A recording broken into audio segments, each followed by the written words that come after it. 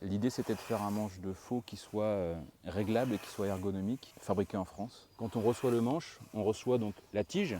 Donc là on a 3 tailles. Donc sur le manche de 140 cm, c'est pour toutes les personnes qui font moins d'1,65 m. Et ensuite on a le manche d'1,60 m pour toutes les personnes qui font jusqu'à 1,85 m.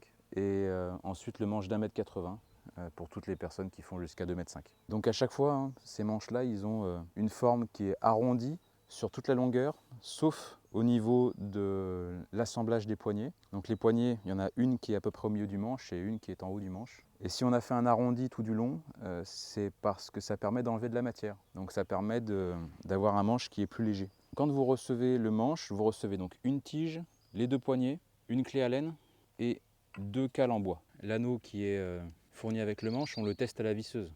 En dessous de cet anneau, on découvre 2 choses. On a une plaque en inox ici, qui est une plaque très épaisse qu'on fait fabriquer à Thiers et qui permet de protéger le manche d'un coup un peu malheureux dans une motte d'herbe qui ferait que la lame mettrait un gros coup de levier à cet endroit-là et aurait tendance à fendre le manche. Et ensuite, ici on a une pièce en cuir qui montre en fait l'endroit où l'anneau doit être placé, c'est ici.